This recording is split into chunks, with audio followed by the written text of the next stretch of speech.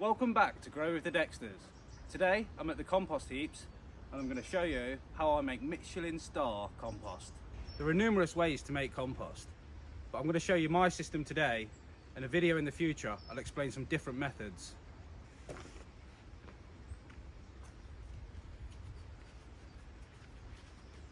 First of all, I'm going to pull back the cover that I've got on the top. I do this because it keeps the excess moisture out, and it also, if there's any weed seeds in there, it restricts the light from them so they don't grow.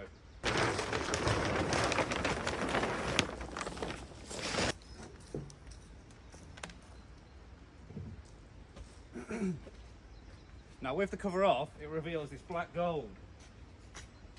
Originally, it was in the bed next to me, and after 4 months of being in there, I then turn it into here, but I'll show you that later on. First, I'm going to get this over to the beds and show you how I spread it.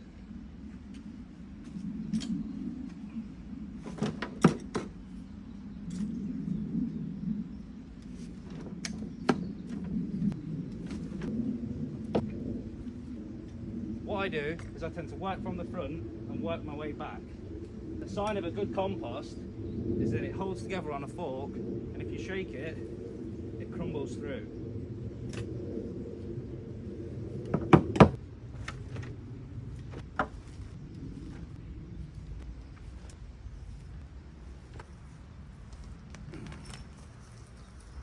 So once you have your compost, we're aiming for a 3 centimetre layer just covering the top.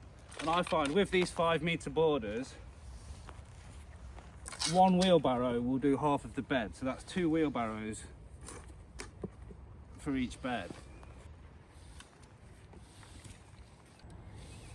Let me explain a bit about compost and its very important role in the garden. Compost is decomposed organic material that is used as a natural fertiliser to improve soil health. It is made through a process called composting, where organic waste such as food scraps, leaves and grass clippings break down over time. The science behind composting involves the activity of microorganisms like bacteria, fungi and worms that decompose organic matter. These organisms break down the complex compounds in the materials like cellulose and lignin into simpler substances, releasing nutrients like nitrogen, phosphorus and potassium, which enrich the soil. Composting can be done aerobically with oxygen or anaerobically without oxygen, but aerobic composting is the way I do it because it is a lot faster and doesn't produce a smelly odour. I'm going to give you a brief overview of the 4 bays and what's going on. I'm working my way backwards through the life of the compost as it's the easiest way to explain how the system works. Every 4 to 5 months I do the same process. I empty bay 1 onto the garden or pile it somewhere until I do need it. I then turn bay 2 into bay 1 and then bay 3 into bay 2, which leaves bay 3 empty and ready to fill. Forget about bay 4 for now, it will come to light later on in the video. This means that the final compost is at a minimum age of 8 months and has been turned twice. You can get away with turning it once, but as these are quite big beds, they get very anaerobic in the centres, so the extra turn and the introduction of fresh oxygen really helps the process. Well, the sun came out towards the end of that and I had to take my top off, getting a bit of a sweat on. Who needs the gym? So I've totally emptied that first compost bed and I've just heard a car door, so I think the boys are going to join me so they can help me with the next phase. The A-team has arrived in full force. Here we have Rossi, he's 9 months, and roaming around in the now empty compost bin is Rocco, looking for some worms. So the next phase, now that bed is completely empty, we're going to turn this bed into there to mature for another 5 months or so, and that'll be ready just in time for when we start to plant out the polytunnel. So same as before, we're going to take the cover off.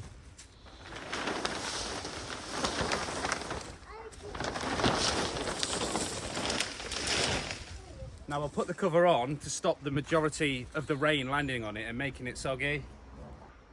That way you're left with nice, light, fluffy compost. And what we're going to do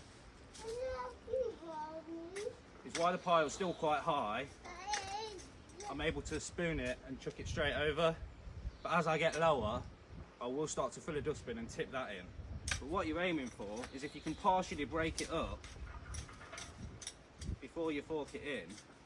I mean, with this being 4 or 5 months old already, it is pretty good. Like, it crumbles through the fork nicely. So if this was all you had, you could use it and it will carry on breaking down on the beds. So all we're going to do is we want to get as much air into it as possible, because that's the main ingredient for compost breaking down.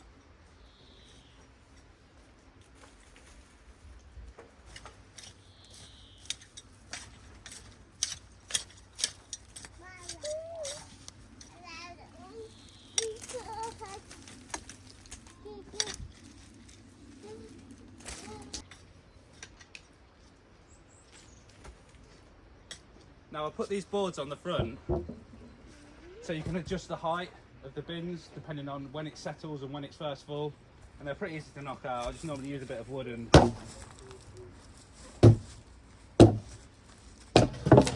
knock them out, and that should give you a bit of a better view of what I'm doing. We've got 2 slackers down here on the lunch break already, and they've only been here 5 minutes. We've just got to have a quick pit stop because this one's hungry and tired, I think. But I just want to take a moment to say thank you all for all the support so far on our channel and the love that everyone's been sending, and all the questions. Like, I love answering the questions. There's no question too silly or stupid. It's just an unknown answer from somebody else, and they're totally fine. Just keep them coming. Thank you. Now I'm going to try and get him to sleep, and then we'll crack on. Now that he's fast off asleep, let's talk about the ingredients you can add to the compost heap. Then I'll go and show you how to put it all together to make the perfect compost. First, know that a healthy compost pile requires a mix of dry carbon-rich items, which we call browns, and a wet nitrogen-rich items, which we call greens. You want a ratio of about 40 to 60%. That's 40% browns to 60% greens. Brown materials are carbon or carbohydrate rich, and their main job in a compost heap is to provide a food source for all of the lovely soil-dwelling organisms that will work with the microbes to break down the compost. They also help to bulk it out and help air to filter through. Greens, on the other hand, are rich in nitrogen or protein. They are the items that will heat up the compost because they will get the microorganisms to grow and multiply very quickly. Right, so that's bay 2 turned into bay 1, and as you can see, I've levelled it off with a slight fall towards the front. So when I put the cover on the top, the water will naturally drain down. So I'm going to put the cover on now and then show you the next step.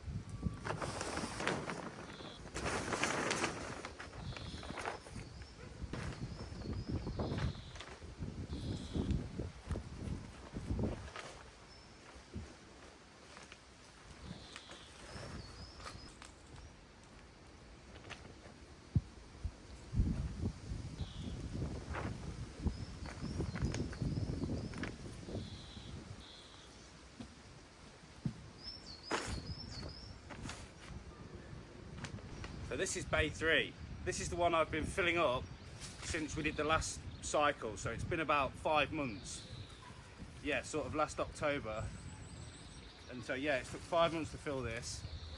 It's got all the different materials in, different layers, bits of cardboard, grass cuttings, leaves. It's exactly the same thing. Turning it over, breaking it up as small as possible, and I'll do it from here into the bed that you're in now.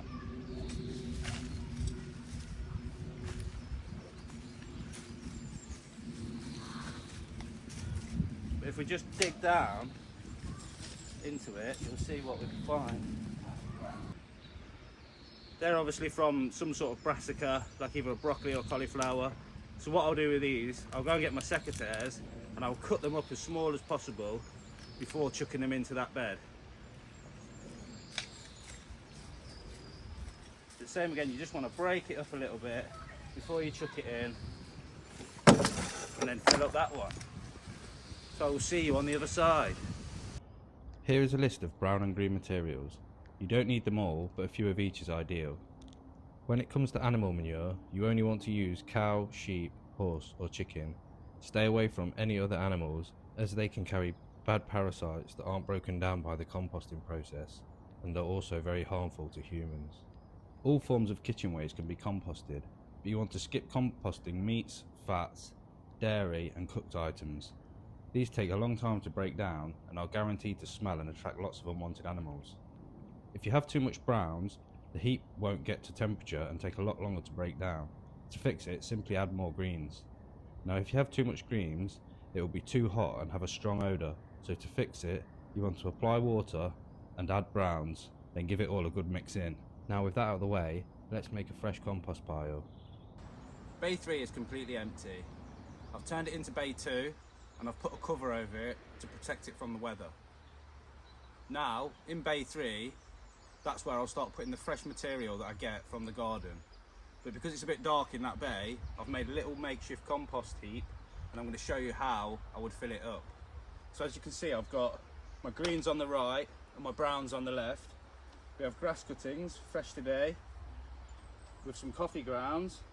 Now coffee grounds, if you go to a local coffee shop, they will gladly give it you away for free. By the bag. I get big bags of this from local coffee shops and they just give it me. And it's an excellent source of nitrogen for the compost heap. And then we have some fresh leaves that have been cut and some weeds. Now weeds are perfect to put on the compost heap as long as they've not got seed heads on. And with the browns, we've got some cardboard, some leaves, pine needles, which I collect over the winter, and some chopped up sticks. So let's crack on and let's make it. So we'll always start with a brown layer first. I'll put some cardboard in, and then some dead old leaves. And like I said earlier, we want to aim for a 60-40 layer of each. Keep the mix nice. And then we'll go in with some greens.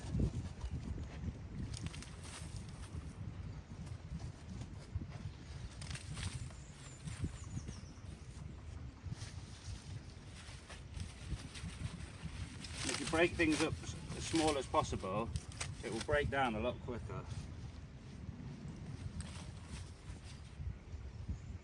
Some coffee grounds. Put these on lightly and make sure they're crumbled up, else they'll stick together and they'll stay clumpy.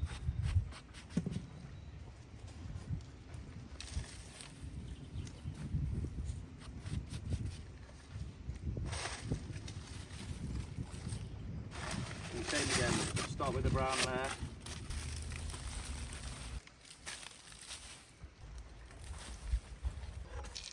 It's time to raise the compost heap. Now you don't have to be exact with the mix ratio, as long as it's roughly there, and as the compost heap matures, it will show you signs of whether it needs more greens or more browns.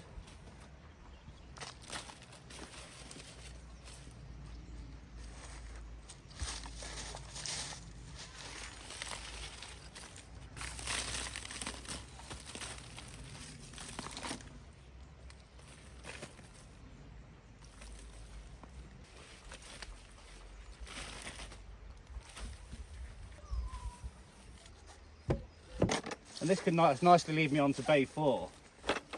What I do with Bay 4 is over the autumn and the winter, as the leaves start to fall, I will collect them up and just store them in there, because browns are hard to come by in the summer. So if you've got a nice stockpile, you can just add them in as the greens come in. Now the bed's finished, if I take off this side panel, you can clearly see the different layers of brown and green, and that's perfect. And in the top I've put a thermometer, and this thermometer has a 2-foot probe on it, and you can get it right into the middle of the compost heap and it will tell you the temperature. And it has the 3 different colour codes: warm, active and hot.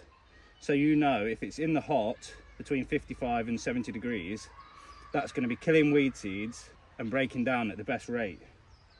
Anything over 70 will be killing the microbes, so if it does get to that hot, you do want to probably give it a water. But anywhere from 40 to 70 is perfect. You get compost bins in all shapes and sizes. But if you've got an allotment sized garden, then you really need a good system so you can make lots of your homemade compost. I recommend a 3-bed pallet system. I'll put a picture of what I mean up now. With them, the beds are a lot smaller than what I've got, and you get better airflow through the sides, making it break down quicker, which means you'll only have to turn it once. These beds are a bit too big, and with it having a concrete base, it doesn't allow the water to drain from the bottom. But maybe in the winter, I'm going to build a better composting system over near the veg plot with the smaller beds, a roof over the top, and no concrete base so it can drain through the bottom. I've tried to explain it all as simply and as briefly as I can without getting too boring, because when I was trying to search for videos on the full compost system, I really struggled. I could only find snippets, so I had to kind of put bits together in order to create the perfect system. And after a couple of years, I think I finally sussed it out.